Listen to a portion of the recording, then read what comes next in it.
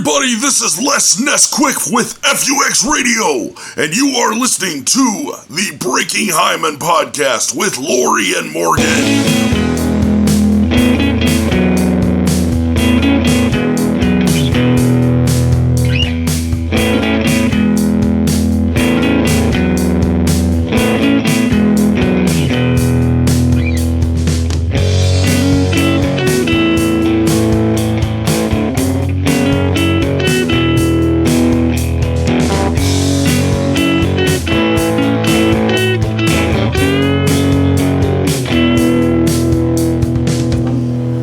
What's up, Angel? How you doing? What up? How you doing, Morgan? Good. So, welcome to Breaking Hyman, and Lori is out this episode. So we have a guest host that you will recognize her voice if you listen to it regularly. I'm Emily. Emily is our guest host, and our guest is Angel Lorenzana. What's up? Yeah. So Angel Lorenzana. Angel Lorenzana. Right, yeah. Please don't ask me to say that. Try it. You don't speak Spanish? I don't speak Spanish. Okay. You know, every time they introduce me on the mic, what's his name? Aaron Durbin. At first, it was pretty horrible, but now he's getting pretty good at saying it. Oh, he's doing it better, yeah. I think I like that better more, though, because, like, in California, they would just call me Angel Lorenzana, but everybody here... I figured California, they would say it correctly. No, I don't know. Really? That's weird. Huh. But here, and it's more, like, white people, too, so... Yeah. So it's funny how, like... Selena's Mexican. Oh, yeah. And then Aaron... I don't know who he is, but it's pretty cool. They just Aaron is white and bred, so that's just like me. Yeah. White bread Church of Christ guy. It's me and him kind of have that in common. So, but well, he's putting forth the effort if he's saying his yes, name that way. exactly, and it sounds cooler. It sounds like your name is And Hell. Yeah. Well, my name sounds a lot cooler in Spanish. Yeah, it sounds like a bitch in English. Yeah. No, you fucking bitch. Angel. But then you sound like a superhero when you have the Spanish version of it. Yeah, there you go. Yeah. Well, it's one of those names because like there's a ton of Mexican dudes named Jesus. No one calls them Jesus. No one, because you just but Jesus. Yeah. Yeah. So I was in an Uber one time, and this lady, I thought she was just being like weird or something. Yeah. But she was like, "Oh, what do you know? Like this morning, I picked up a Jesus and an angel." And I was like, "Oh, okay." I was like, I didn't know how to make conversation with that. And she was like, "Yeah, the guy I just picked up, he was like a Hispanic dude, and his name was Jesus." And I was like, "Oh, okay, yeah." You're a comedian. You could come up with something like, just say, "Well, I'm not actually an angel."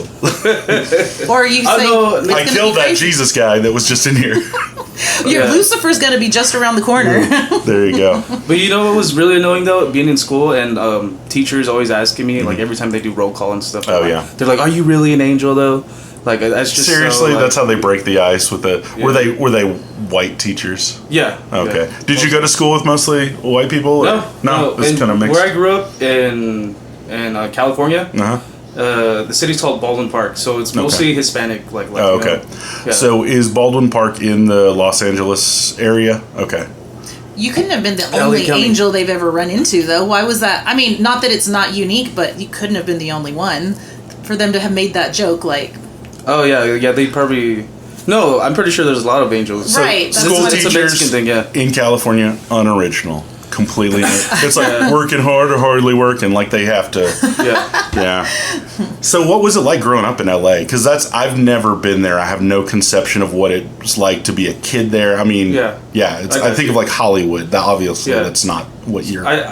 I lived like right outside of LA, like 20 minutes east outside of LA, but like still pretty much it's still considered like Los Angeles County. Were you in East LA? No, it was like right outside of East LA. Oh, right outside of East LA. Probably like 2 cities outside of East LA.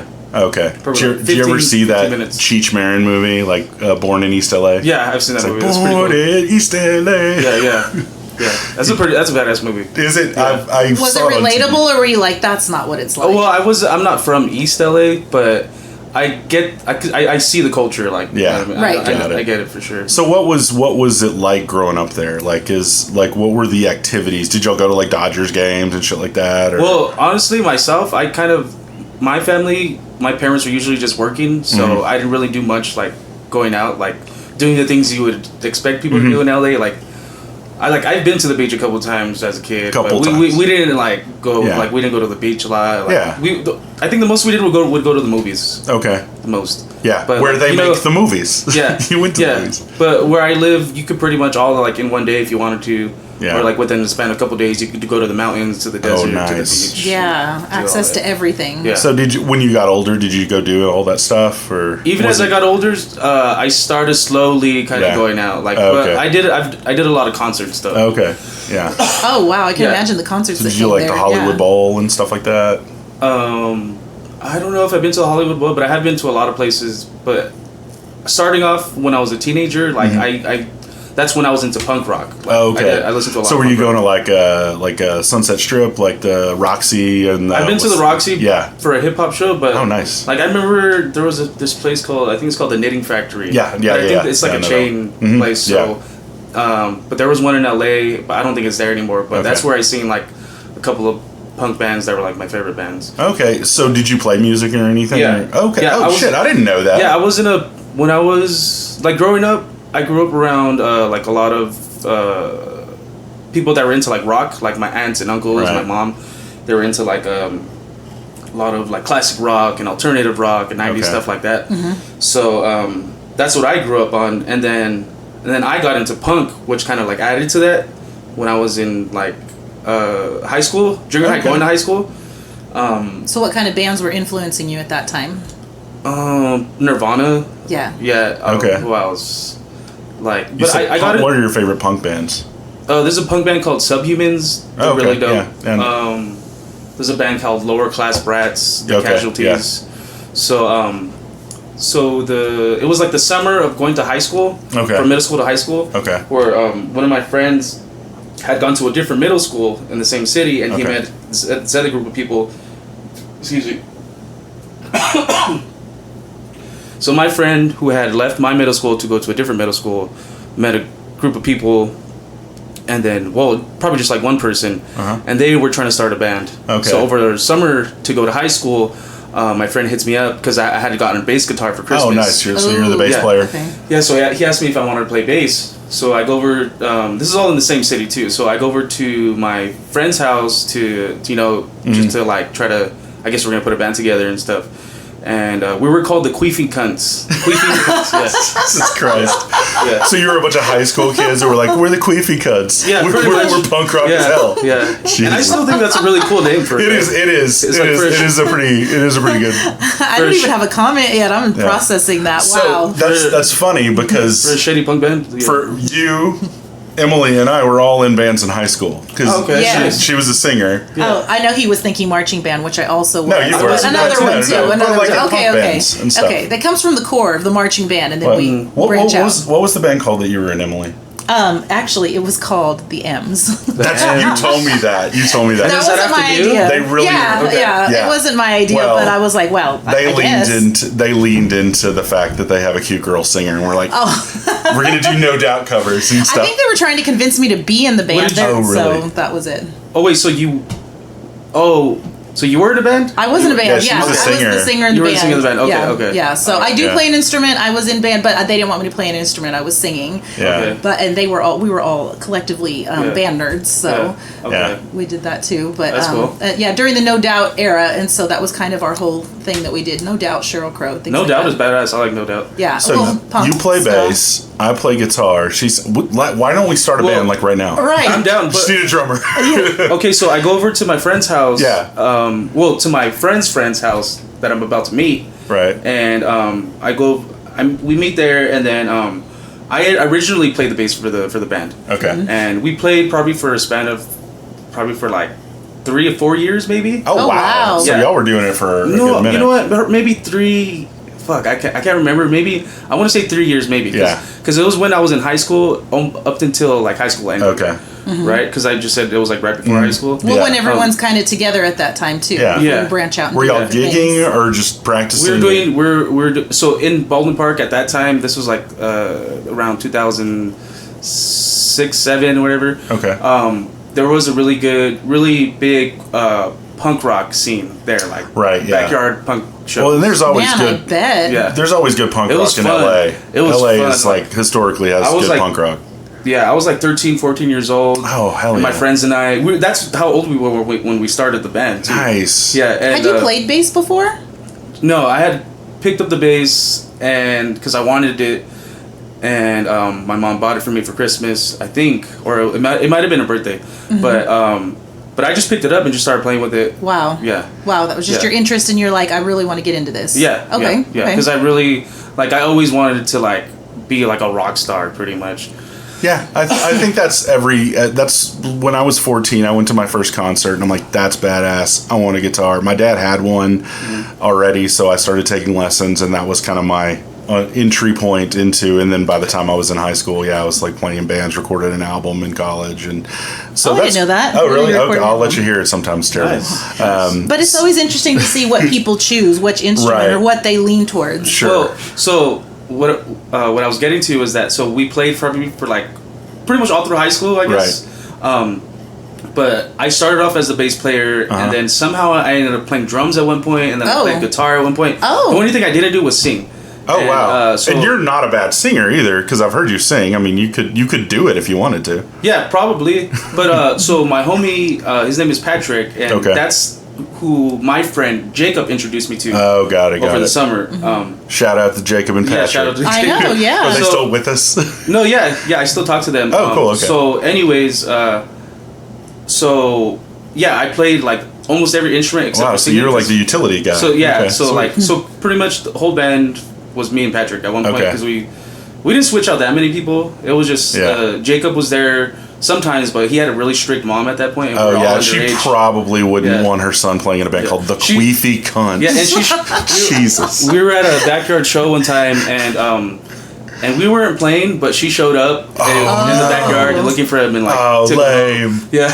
As a mom. But was she proud of him? Yeah, I was gonna say either you're gonna walk in and be like, I can't believe you're here and I told you not to, or wait, you can do that. I'm perfectly proud of you. Well, there was another time where I seen him get slapped by his mom. Because we did Hispanic? Are you saying? No, well, I think she's like half Hispanic, maybe. I don't know. Then she probably only half slapped him because I get it. Didn't leave a mark. Yeah. We ditched school and we raided her liquor cabinet. Oh shit! Really she should have slapped all of you, actually. And this is actually the same house where we met up to play that first time. Oh wow, nice. Yeah. So you're just like drinking like peppermint schnapps. No, I think we were. That's the mom drink. Yeah. And so I guess that school district, they would call your if you're not at school, it gets logged in the attendance, and right away they contact your family or whatever, whoever's your caregiver. Okay. So she got contacted, and it tells them your child has either been. It's funny because it won't tell you straight up. It's like your child has either been tardy or absent today, and then that's it. Mm-hmm. So she had a feeling. Yeah. She So just she knew. shows up, and we're all drunk in his in his living room. Ooh. And you degenerates. At her house, no less. Yeah, at her house. Okay. But the worst part is that I had gotten, like, you ever get one of those instant hangovers, and you just get really. I can't say I have. No. Well, I think I was like 14, 15 years old, and 14-year-olds I drank way too much at that moment. Right. So I had to I felt like I had to take a nap, so I laid down on my friend's bed, and I threw up all over the bed. Oh, yeah. But it had like a weird, it wasn't like, there was no food or nothing. I think it was just liquid, so it had it looked like a weird white film, That's so stain, like a big stain, right? and then so there was a girl that was hanging out with us there too, right? Of course. And so the mom thought that we double teamed the. Oh my! A 14-year-old. Oh my gosh! Well, her mind just went to the worst place. She's like, you skipped school, you're drunk. What else? You're right? having orgies. Oh my gosh! Poor mom. I'm sorry. I'm on team mom on this one. She should have slapped all of you. Yeah. Really. Wow. That's crazy. So, so you were in that band for about 4 years. Yeah. So that was the band, and then at one point I wanted to be a rapper. Okay. I was like free. So you've talked about that on stage, and I wasn't sure how genuine it. Have you should talk to Chris Hobart sometime about that, because he was a rapper at one point. Who's Chris Hobart? I don't know if he is an older been in the Lubbock comedy scene for a while. He comes out. He's married. He's a pharmacist. He has a couple kids. A street pharmacist? No, legitimate real one. pharmacist. Okay, I just when you said rap. His wife is a medical doctor. They are. Okay. Wow. They are professional people, but he's a stand-up comedian as well. And he comes out occasionally, but he's been around for a while. But he did rap. Yeah, he was a rapper in Houston whenever he was growing up. Yeah. Wow. Yeah. What type would you say? Like, what would you describe that style like? Like, what kind of rap? I was into underground hip hop. What are some examples of that? Because I don't know hip hop. There's this group called Atmosphere. Okay, I know Atmosphere. Okay, that's sweet. That's who I really got into in high school. Okay. Too. So in high school, there was a big combination of which is kind of still the deal right now with me. But in high school, there was a big combination of listening to like punk rock and like rock style, like alternative and classic, and then this underground hip hop genre that I had just discovered, and like I fucking love underground hip hop. Yeah. I've been to a lot of shows, so like when I say I've been to a lot of concerts, it's all like most of the time it's like a small, intimate type of concert because I'm going to see like punk bands that are just punk bands. You know what I mean? They're not big fucking like famous bands. Right. So you're not going to see Green Day or Blink-182. No. But do you prefer that then because it's a more intimate performance and Same, and the weird thing is too because like I do like a lot of big like really big bands, but when it comes to the like music that I really like, it's usually like these small time guys that do have a following. Yeah. But you go to the shows and I get to see like my favorite songs that I like just right in front of me.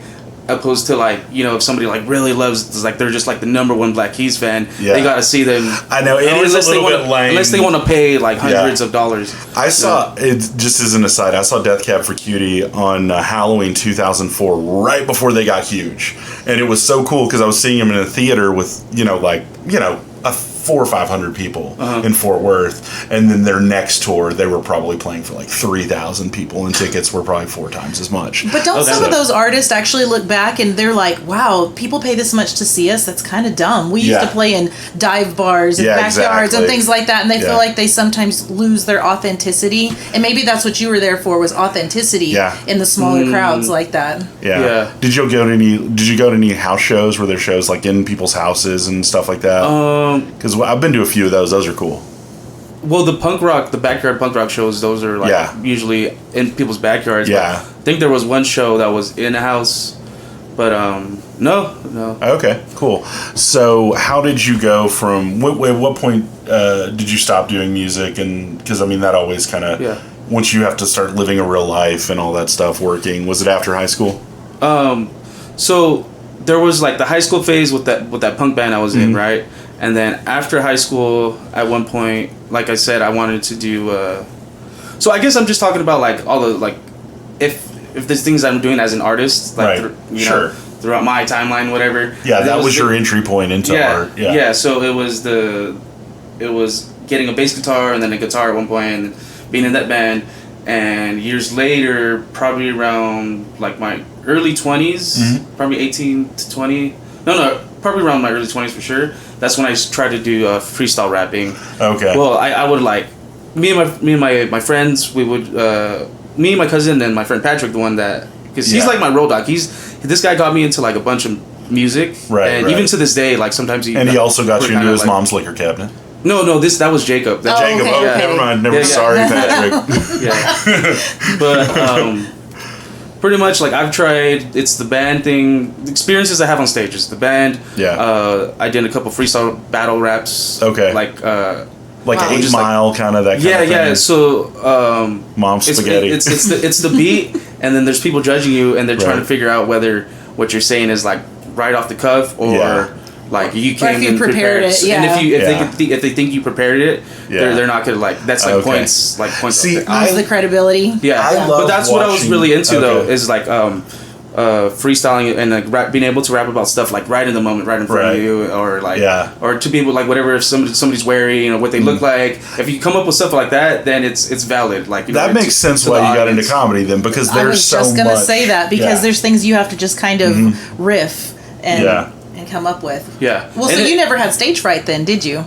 No. And you know what? As a kid, I was in a play one time, right? In elementary school, and I guess I forgot what that was like King George or some shit like that. But apparently, I killed the role. Oh, nice. And awesome. And when I was in school, I would see like the therapist or whatever. You know, I don't know. Like they would pull certain kids aside and have them talk. like in a weird little room and stuff.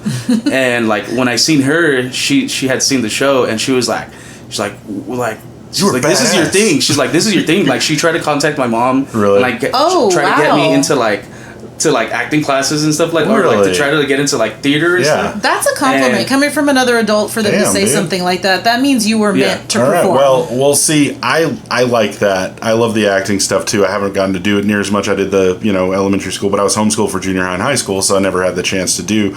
But let's talk about that later. Let's do some sketch comedy stuff because I have some ideas. Okay. Yeah, but that's cool. That's good that you're good at that. Yeah. Have you tried that again ever since you were a kid?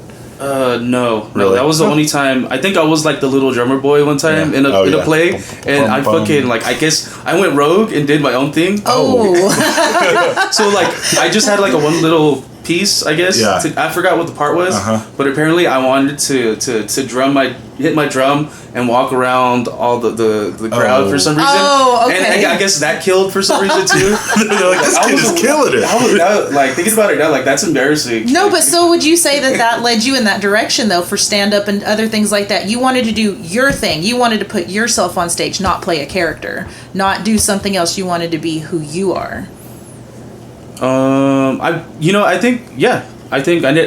never thought about it that way, but I think I've always kind of just wanted to like be some kind of performer. Right. Yeah, perform, like, entertain, but authentic to you, because if you took the little drummer boy and just was like, I'm going to do whatever I want to do, then maybe it was about having the spotlight, being confident, doing those things, and just doing what you wanted. Yeah, but at the same time, I was a bad kid too. I would always just do whatever I wanted. Oh, okay. I mean, it sounds like you were doing anything, playing in the queefy cunts, getting drunk with your friends, double teaming this girl at your friend's mom's house. I mean, you're a bad kid, terrible kid. I was a bad. I used to get horrible. I would always get horrible grades. I failed. I don't even know how I made it. Well, you know what though? They say creative people are like that. They say that your brain works on a different level. Not saying that smart people can't also be creative or anything like that, but that sometimes your mind is somewhere so different that it's harder to process the very normal to get through because you're a creative.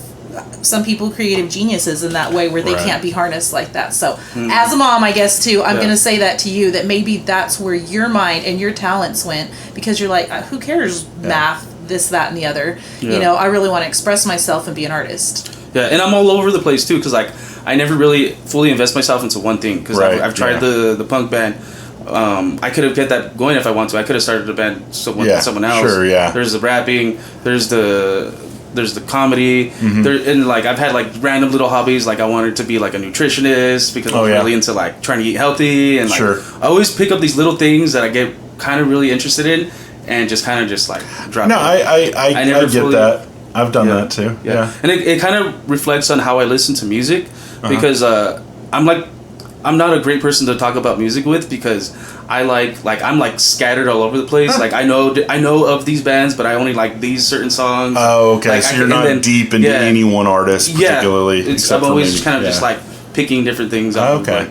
So bring us a little bit up to speed. So you did the music, you did the battle rap, freestyle stuff. At what point were you for the open mics? Yeah, like because you only got into that about 6 months before you left LA?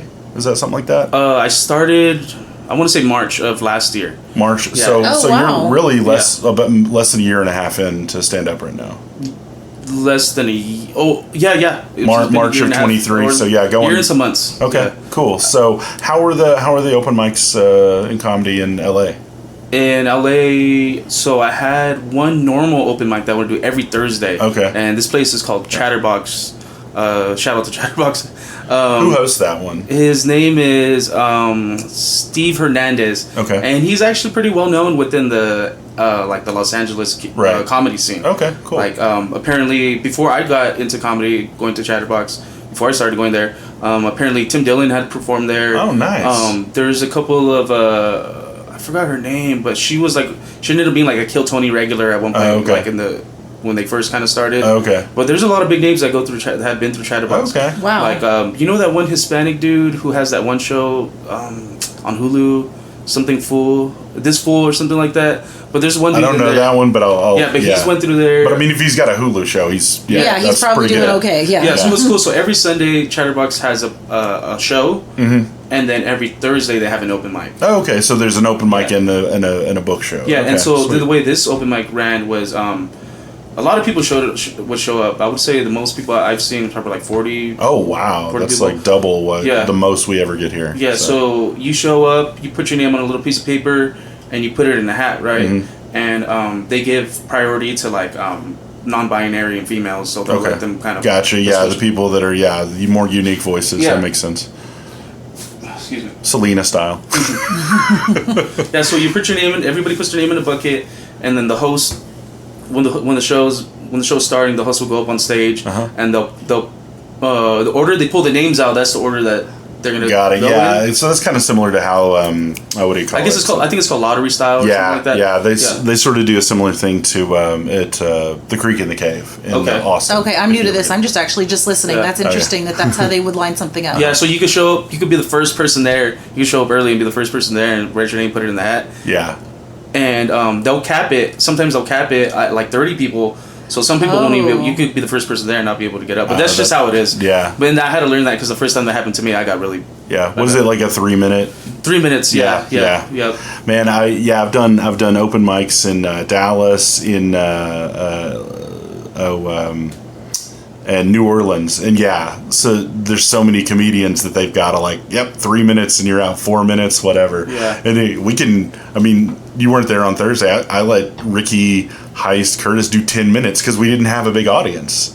You know, it's like Okay, so it just depends on what you got. Yeah, I did at Cafe J's. Or we didn't have a big roster. We had an okay audience. At Cafe J's, like 2 weeks ago, maybe I did 11 minutes. Holy shit! Yeah. Selena let you do 11. Well, or did you not see the light? No, there was. I'm going. I wasn't paying attention to that, but there was only like 4, 5, 6 people there, tops. And I signed up last. Okay. So, but prior to before I went up. There's this guy from out of town, and he's from Austin. He went to the mic on Wednesday that week. What was his Aaron name? Barber. Yeah. No, he's from El Paso. From El Paso. Hell of a nice guy. He hosts a mic that me and Ricky went to back in March. So, real nice guy. I mean, I'm sure she let him do like the 10 minutes because he's out of town and like why not? Yeah, and he's a really good comic. Yeah, he was good. Yeah, there was no reason for him not to. But I went up and I didn't ask for anything. You're screw it, I'm gonna do that. So. I just did everything I got. I just did everything, all my material. Yeah, well, I mean, you've got it. And speaking of which, you are on a show. Is it the 26th? 26th, yeah. 26th at Mano Negra. Mano Negra. Yeah, Mano Negra. That's you and Russell are both on there. So I'm gonna release y'all's. I think I told you this already. I'm gonna release this episode and Russell's episode simultaneously a week from tomorrow in advance of the show, so we can you can say, hey, But are you excited? Yeah. Cool. So this is the first time. I mean, and you will get paid. I'm not even worried about getting paid. I mean, of course not. But to say, you can say, I'm a professional comedian now. Yeah, come on. I'm still an open micer. Because that's the rule. It's comedians, it's the same rule as prostitutes. If you ever get paid for sex, you're a whore. Even once. If you ever get paid for comedy, even once, right? You're a comedian. You're going to have to change your Facebook profile. You're going to have to update it. Comedian/whore. Angel Lorenzana. So, how would you describe your style of comedy? I talk about things, just my own thoughts. Like right. I don't do like references to current events or politics. Yeah, no, I've noticed that. Or anything. Unlike Chris Heist, who will be in here next. Yeah. I like be all of that. Yeah, that's all he does. That and shit jokes. Yeah, that's a good question. I don't know, it's not just for someone like me because I've never heard anything that you've got. I didn't know. Morgan and I talk about the things that we talk about. We do it because we're coming from a place of healing, some dark humor and things like that. So would you describe yours as dark or? No, it's not dark. It's just very kind of it's inappropriate. But also, you definitely do dirty. And you talk a lot about life. So, I mean, do you mind if I ask how your life relates to because you talk about being in rehab and stuff? Okay, yeah. So there's one of the part of a joke. I don't know how. I guess I'm still working it out, but I'm pretty much saying that like, so I was in rehab at one point, right? But now I'm trying to do stand-up comedy. But I feel like people are more concerned about me trying to do stand-up comedy compared to when I was in rehab. They're a lot more supportive of rehab than they're like, ooh, stand-up. I don't know about that. And then I've gotten into how like I've tried certain substances. Like, you know what I mean? Like, your opener at one point is like, I smoked crack once, maybe twice. Yeah. I mean, it's in LA. You lived in LA. I mean, you kind of have to. It was invented there. It's like go to Albuquerque and do meth. You know, it's why you're there. Yeah. So, like, how do I don't know. Like, it's really just my own stupid high thoughts. Right. Yeah. No, I get that. I get that. I got a lot of those kind of similar things. But yeah, no, I really like your jokes, and I've really liked seeing how because you're very open to feedback and stuff too. So I'm like, maybe, but I mean, I've only been doing comedy seriously about 6-8 months longer than you. So I don't feel, but I mean, we all give each other advice and stuff. Some people are more open to it, some aren't, but, well, you want to see what other people are hearing though. And what really works, because I've laughed my ass off at something that I don't even think anyone else thought was funny. And I'm like, I want to tell you that was funny. Like that really got to me. So would you say that it's been like therapeutic to talk about it for you, or, I'm just going to be open? No, it's not. It's like, it's not like a. It's not a healing type of thing. No, it's more kind of just like, it's shocking because I know that I've had these experiences. So, and like not everybody can say that. Yeah. And so it's kind of just like, is that kind of part of the comedy too? Is like, is he serious? Like, did he do that? Yeah. I like to play. Sometimes I'll just like completely lie. Like there's one day we were at Sweat's open mic, right? This before he brought me up on stage, he started he started roasting me and making fun of me. He called me because of like my gray hairs and just kind of like I have like a really strong Hispanic look, I guess, right? So he was. I mean, you're clearly from south of the border, where your peoples were. So he starts making fun of me and saying that I look like a skunk, like in your backyard, and saying that I look like I'm in a like a mariachi band. Oh my gosh! and so that kind of changed the way I was gonna start my set. So I jumped on stage and I started speaking Spanish. And I was like, buenos días, ¿cómo estás todos? Oh my gosh. And they were like, oh, okay. I even heard some girl on the stage, she was like, he sounds exactly what he looks like. That's smart, dude. That's reading the audience again. That's really okay. So you like getting up there, the shock value, and then throwing people for a loop. Yeah. Okay. Well, he's been doing this thing that I really like. It's really funny. He'll go up. The last 2 or 3 times I've seen you perform, you go up and you start singing. And you're like, oh shit, this isn't open mic, or this isn't karaoke night. Yeah. So that's what I've kind of been trying, is pretty much making it seem that I'm not even like an open micer. I'm not even a comedian. They're like, wait, we saw him talking. I kind of just stumbled upon. You're stumbling in there. Okay. Which I like because like it kind of lowers the expectation, it lowers the bar for you, for the audience. Okay. So they're kind of just like, oh, this guy is just. Or they're like, oh, poor him. Let's see what he's got to like say. That. I like the expectations to be low for me. Yeah. Okay, and then you really catch their attention. Yeah, and subverting the expectations. I mean, that's so much of what my comedy is. Like, I subvert the expectation. It's like, pull the rug out from under you. You know, that's cool. Well, so then when did you move to Texas? September of last year. Okay. Yeah. So what brought you here? I had lived with my folks my whole life, with my parents. Oh, wow. In my grandparents' house. So I live with my parents, and then my mom lives with her parents. Okay. Well, my grandpa, her dad. But that's a cultural norm, especially for Mexicans. Yeah, that's normal. Yeah. That's there's been probably 8 more people that have lived. So have you lost your virginity yet? Here in Texas? I'm fucking with you, dude. I'm breaking Hyman apparently. That's the podcast. Hey, it's kind of tricky. Looking, I didn't think about it. I was like, the other day I was gonna look up your podcast. Oh yeah. I was like, breaking Hyman, and I typed it into YouTube. Yeah. And then the first thing that popped up was just like, I just seen like a straight up fucking Hyman. Oh. And then I'm like, and I was at work. Wait, it was a picture of a Jewish guy? But like, so I guess YouTube will allow nudity if it's like educational. If it's educational. Yeah, you can watch breastfeeding videos all day. That's how young boys watch porn on YouTube. So it's like, yes. So I naked yoga. There's things. I didn't even think about it. I was like, I just typed in the search bar "breaking Hyman." Yeah. And then the first thing that popped up was like educational video. I didn't even click on it because I was at work. But luckily, but I work by myself. Like, right. Okay, but still clear that work search bar. Yeah, exactly. And be like, no, really, it's a podcast. I just yeah. Yeah, you have to be careful when you're typing that in. So you were living with family forever, and then what brought you to Texas? I mean, everybody from California is moving to Texas, but you know. I kind of just wanted like a whole different kind of like a restart, like a reset, I got stuff like that. Did you knew people here too, right? Or did you? I have family here. You have family here in Lubbock. Yeah. Okay. Yeah, I have a cousin and her boyfriend that live here, and that's who I stay with.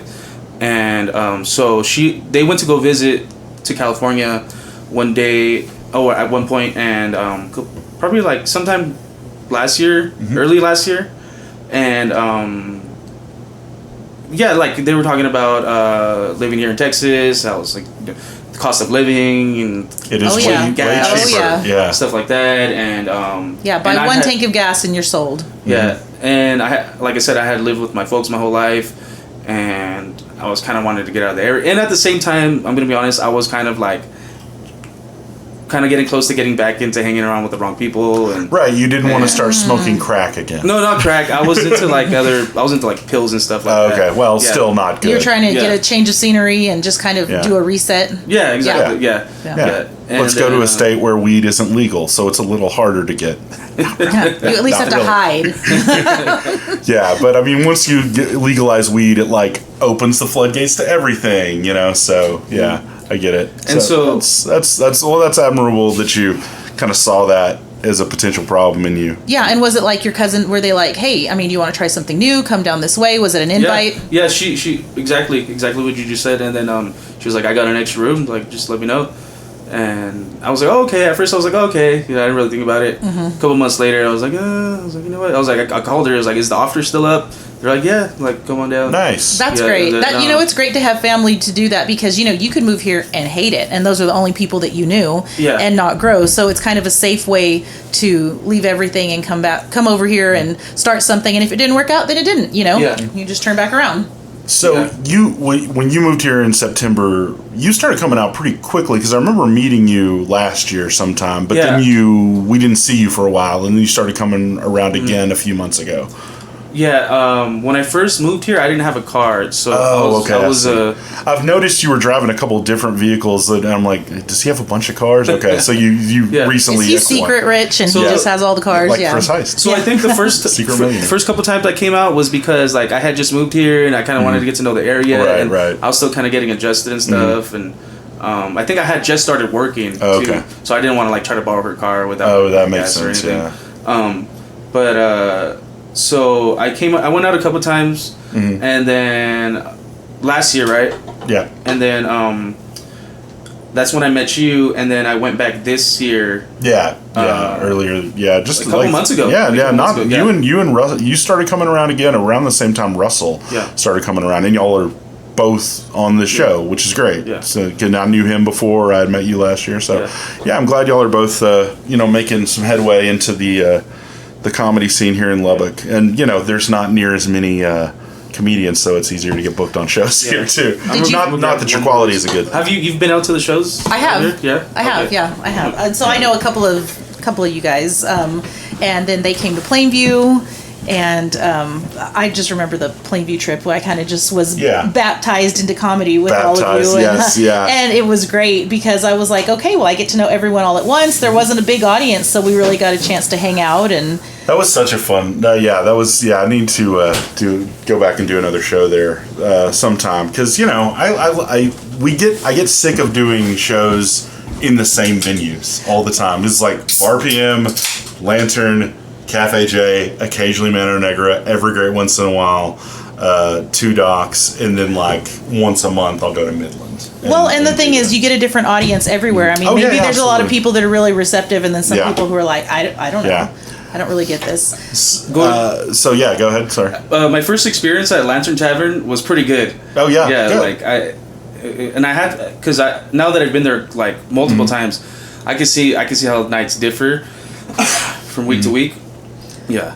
Yeah. I was going to ask you if you were well received whenever you first got here. Yeah, when I first got here, yeah. And there was especially, well, like, from my point of view, I did an opening joke where I was kind of like, which is pretty much, this is true, like, a lot of people are moving from California to Austin for comedy. Yeah. Like a lot of comedians, right? Yes, right. very common. So I was like, so I'm from California, right? Like, I guess, I don't know if they introduced me as from California or not, but I was like, oh, like, I started off with that. Like, I'm from California, and I'm trying to do comedy, and I was on my way to Austin, but then I realized I sucked. So I landed, so I landed here in Lubbock, and after seeing a couple of you guys, I guess I'm in the right place. Oh! Yeah. So and then that hit with like especially the open micers, like a couple of those guys. Yeah. Then so that was like my first 2 times. That was like how I opened it. And then, I haven't done it since, but yeah. Well, I remember one. It was either at Lantern or Cafe J. You said something. You made like a joke. Something. It might have been the trans hooker joke Tacos or something. One? Yeah. Didn't some guy talk to you afterwards that you like really pissed him off or bothered him or something? Yeah. What was up with that? I remember. And you told the joke in a different way after that. I said the T word. Did you really? Yeah. Oh, tranny. I was like, what's the T word? Yeah, so that's considered derogatory. It doesn't. RuPaul uses it. It doesn't sound like a slur to me, honestly. Yeah. And I guess it's because I guess I'm like it kind of sounds like something. It just sounds like a different way of saying it. Like, right. Yeah. The shortened, I mean, like a short waves in a way. Yeah, exactly. I didn't know that. Yeah. From what I really had to look it up and Google it. Like, is it? From is what that a I slur? understand, some people in the LGBTQ community are like, no, don't use that, and other ones are like, yeah, it's fine, because like RuPaul, like the most famous drag queen, is fine with the word. Yeah. And but RuPaul's also like old, so it's the young people are the ones that drive kind of what is offensive and what is so not. I have this joke where the end of it is that I'm saying like a priest recommended me a trans sex worker, a trans hooker they recommended me a trans hooker. Okay, and right? before you were saying the other T word. But I was saying the T word apparently. You can say it on the podcast. I know. If you want to be respectful, it's no, fine. but like, so pretty much like. The priest recommended me the tranny hooker to fuck, right?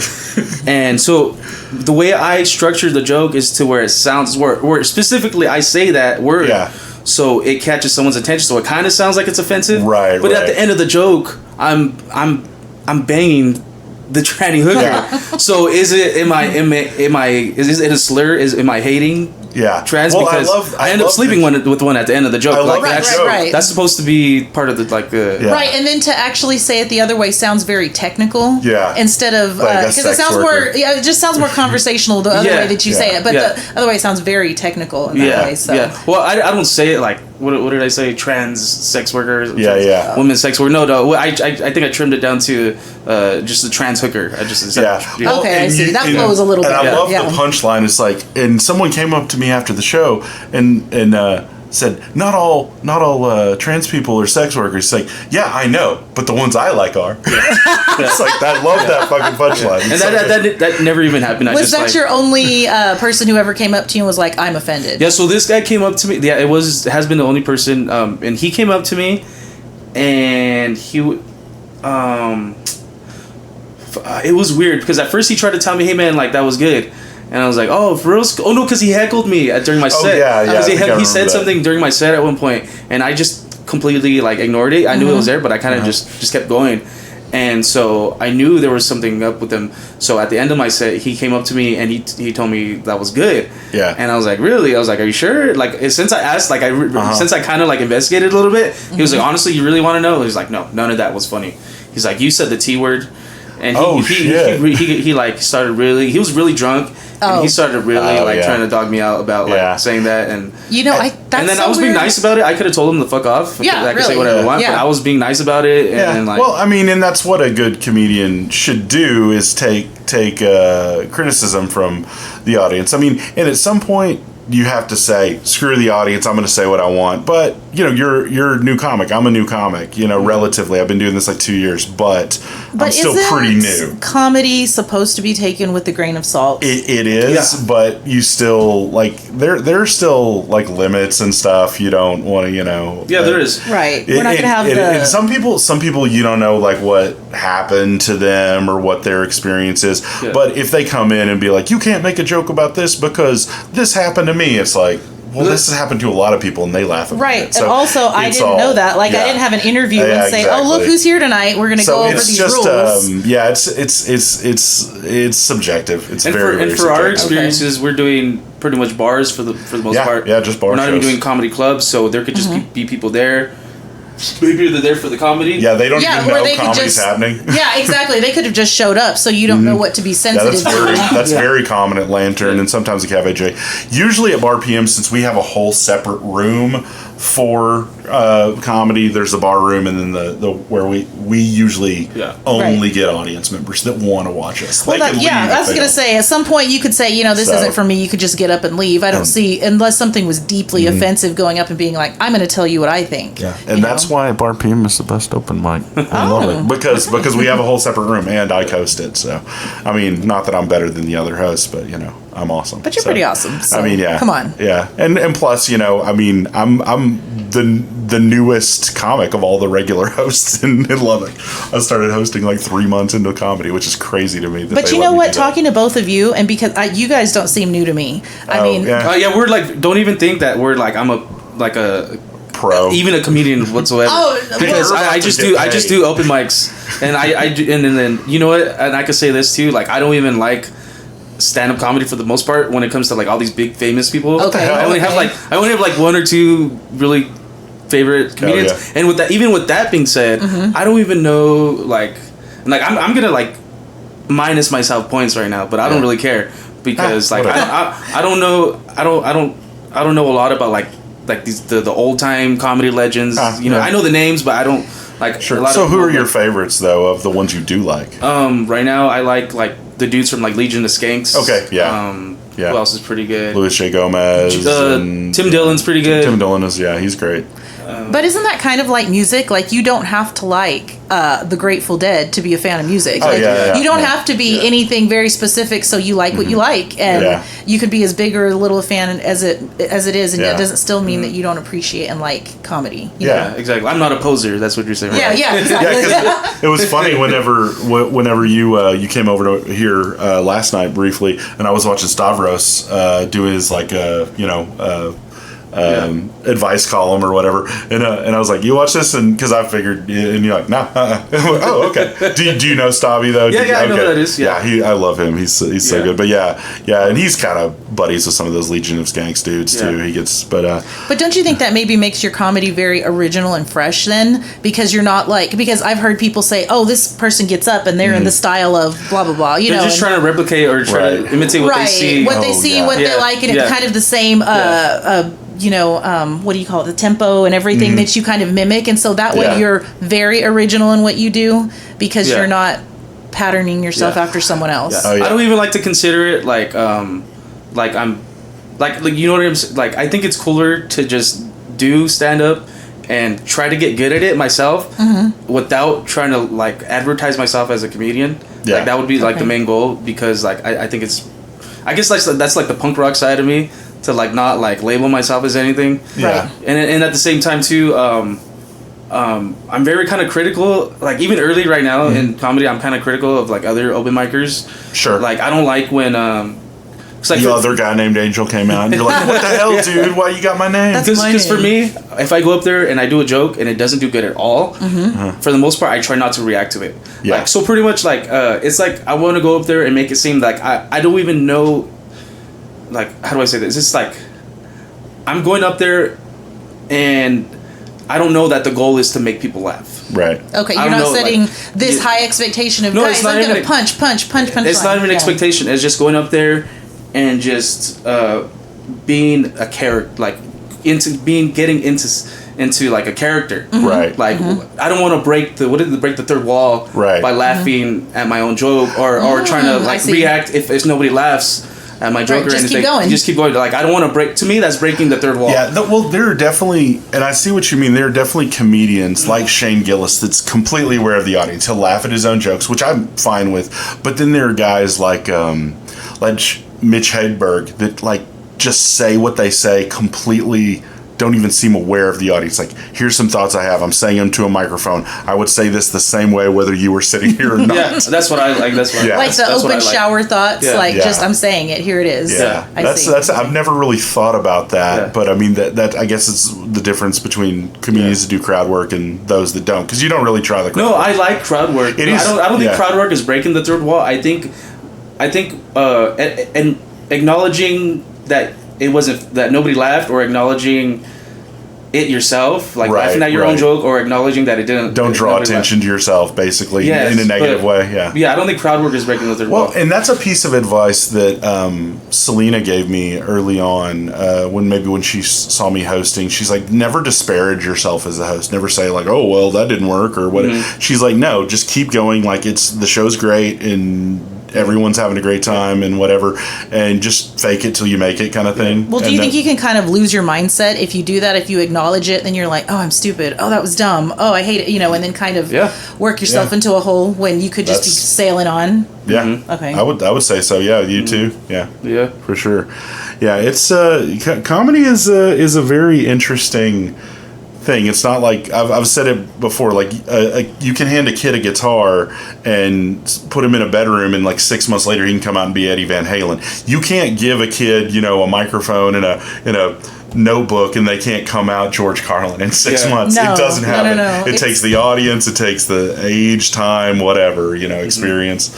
So being funny isn't easy at all. No, hell no. There's those moments where like you could kind of like make people laugh because something happened, where it's kind of like your demeanor and stuff like that, but like trying to like actually structure fucking sentences that are gonna make people fucking laugh. Yeah.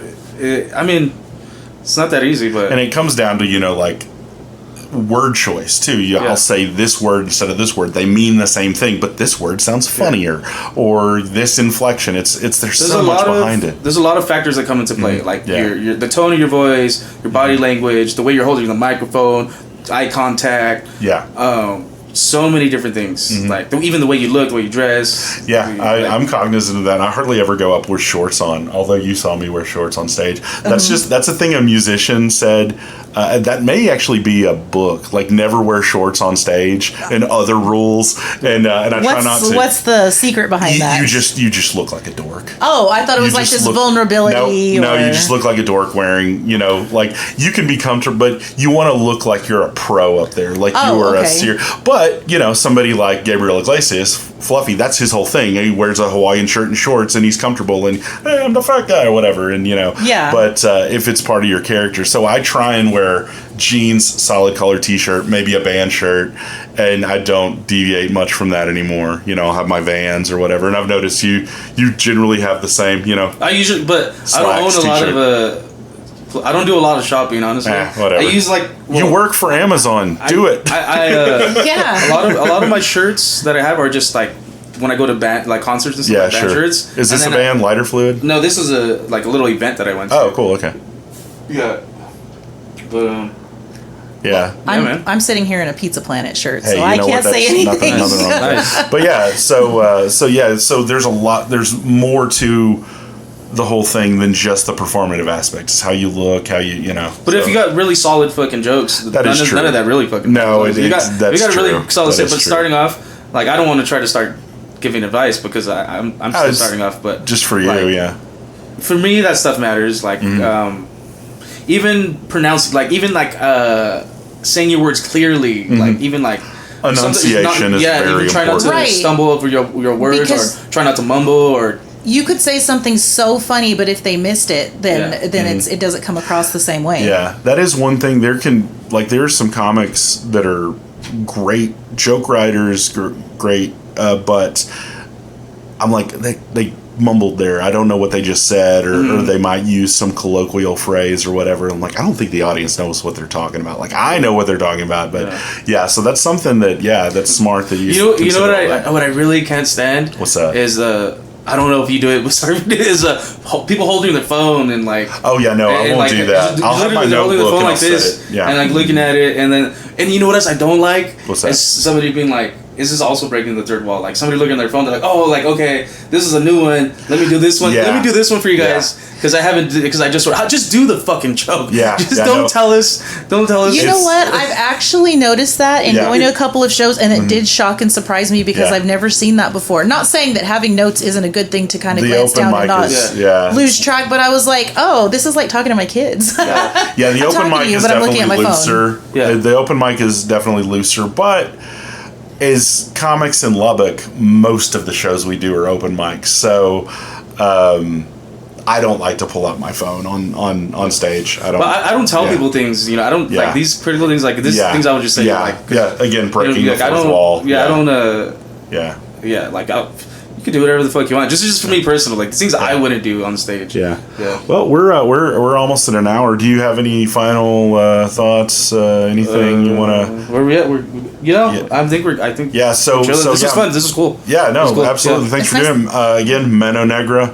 July 26th. It's a Friday.